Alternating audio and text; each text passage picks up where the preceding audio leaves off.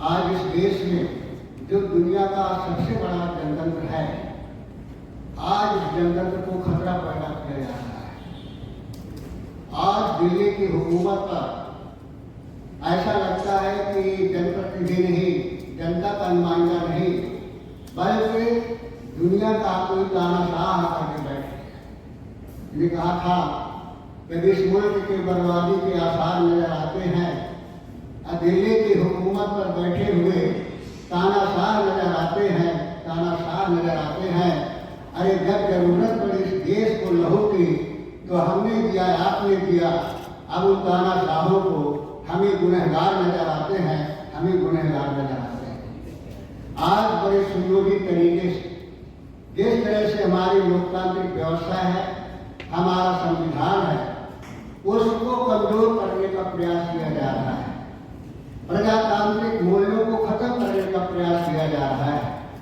और जो जनतंत्र सबसे बड़ी ताकत देता है, एक आम आदमी को भी हमारे संविधान ने ताकत दिया है कि हमारा नेता, हमारा नुमाइंदा हमारे लिए, गरीब के लिए, देश के लिए क्या कर रहा है, ये सवाल करने का उसको भी अधिकार है।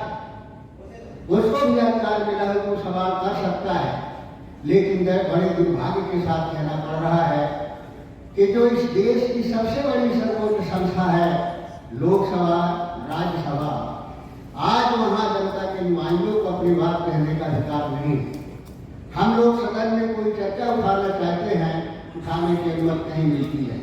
उसके बाद लोग भी चर्चा जारी रखते हैं तो माइक बंद कर दिया जाता है।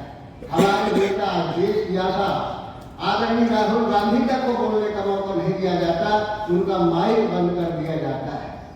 और उसके बाद भी प्रयास करो तो प्रोसीडिंग में नहीं आता है, और उसके बाद ज्यादा बात करो तो सदन से निकाल दिया जाता है।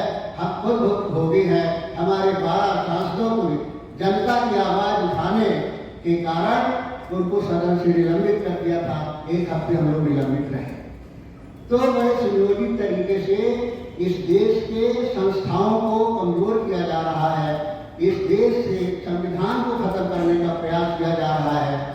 और तानाशाह के संरक्षण में एक शाहनशाह जो है इस देश को बेचने का प्रयास कर रहा है, इस देश को बेच करके और चंद लोगों के हाथ में देने का प्रयास कर रहा है, जिसका नाम है अडानी।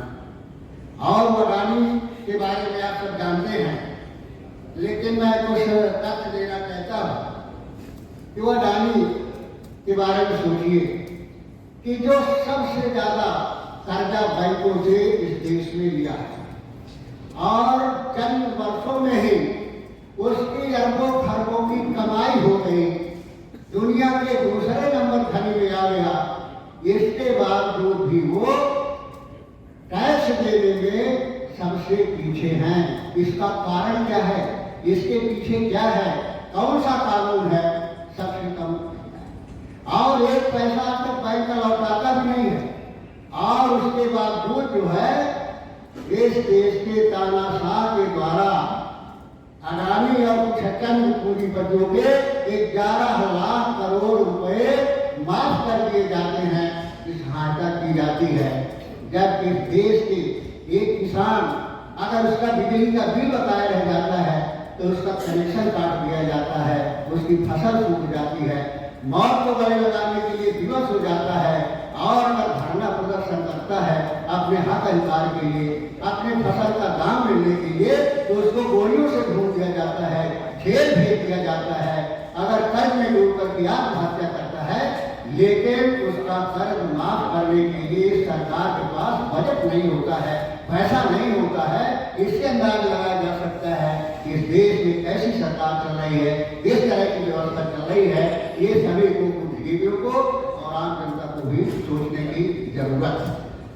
और ये कौन लोग हैं जिनके बारे में बताना चाहता हूं कि अडानी जी ने 38 फर्जी कंपनियों जो बनाई गई है, जिनके माध्यम से खेल हुआ है। और उसी के कारण जो कर्जा, जो सहायता हमारे किसान को मिलनी चाहिए, हमारे बेरोजगार को मिलनी चाहिए, उसको नहीं मिल पाता है। इतना बड़ा खेल हुआ है, हमारी संस्थाएं बनाकर बैठने की स्थिति में हो गई। ये है इलारा कैपिटल। इसमें अडानी ग्रुप का निवेश है 24,766 करोड़ रुपए और मंडेसा इन्वेस्टमेंट होल्डिंग 37,000 करोड़ रुपए, इमर्जिंग मार्केट इन्वेस्टमेंट 8,200 करोड़ रुपए, एनपीएस इन्वेस्टमेंट फंड 13,000 करोड़ रुपए, NPS investment fund 18,986 crore, Crysta fund 5,500 crore रुपए, न्यू इलियाना इन्वेस्टमेंट 3,400 करोड़, ओपल इन्वेस्टमेंट फंड 5,000 करोड़, 1,15,852 करोड़। ये फर्जी कंपनियां बना करके और इसमें इन्वेस्टमेंट किया गया है। तो इस तरह से पूंजीपतियों के हवाले इस देश को किया जा रहा है कि किस तरह से इस देश के सारे संसाधनों में और इसी मंशा के अनुरूप इसी रास्ते से आदरणीय मोदी जी इस देश के संसाधनों को बेचने का प्रयास कर रहे हैं। यहाँ की जो सार्वजनिक संस्थाएं हैं, चाहे रेल हो, प्लेन हो, दूसरी संस्थाएं हो, सबको पूंजीपतियों के हाथ में करने का किया जा रहा है और कुछ सूची तैयार हो गई है जिनको भी पूंजीपतियों के हाथों में सौंपा जाने की उम्मीद है।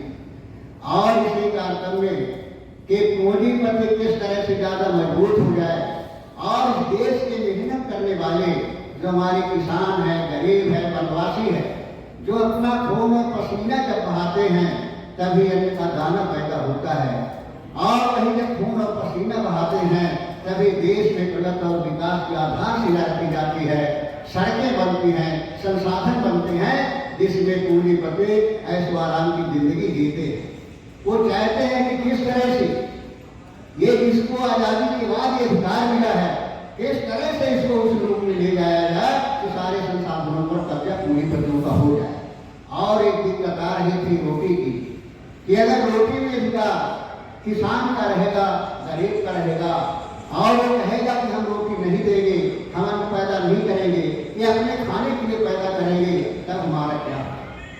इसी नीति को सफल करने के लिए जो 3 किसान बिल लाए गए थे, इसी वजह से लाए गए थे कि किसान के रोटी में भी अधिकार है, उसे छीन करके पूंजीपतियों के हाथ में दे दिया जाए और जिस दिन पूंजीपतियों के हाथ में रोटी का भी अधिकार हो जाएगा उस दिन उनका सपना पूरा हो जाएगा कि चंद पूंजीपति राज करेंगे और इस देश के 90% लोग गुलामी करेंगे क्योंकि उनको रोटी की जरूरत होगी। इस तरह की व्यवस्था लागू करने का प्रयास आज किया जा रहा है। आज तक राहुल गांधी का गुनाह यही था कि उस नौजवान ने जब देखा हमारे देश की हालत क्या है, देश के निकल पड़े पदयात्रा में गांव-गांव में गरीबों से मिले, विकलांग से मिले, किसान से मिले, मजदूर से मिले, वनवासी से मिले, सबसे उन्होंने मिला और अपार प्यार इस देश की जनता का राहुल जी को मिला और उनके आंखों में एक आशा की झलक आई कि यही वो नौजवान है जो हमारे प्रजातंत्र की रक्षा कर सकता है, यही वो नौजवान है जो हमारे बेरोजगारों की लड़ाई लड़ सकता है, यही वो नौजवान है जो हमारे भारत को की आजादी को सुरक्षित रख सकता है। और वो ये कहता है कि डरो नहीं, डरने की जरूरत नहीं है, सच को हिम्मत और हौसले के साथ सच कहने का साहस करो, ये मैसेज दे रहा है। जब एक विकल्प के रूप में राहुल गांधी सामने आते हैं तो इस ढकोसली झूठ बोलने वाली सरकार को, असत्य बोलने वाली सरकार को लगा ये तो हमारे लिए रोड़ा है, खतरा है, किस तरह से इसको रिफ्रेम किया जाए। बड़े सुनियोजित तरीके से ये षड्यंत्र किया गया जिसके कारण आज राहुल गांधी की लोकसभा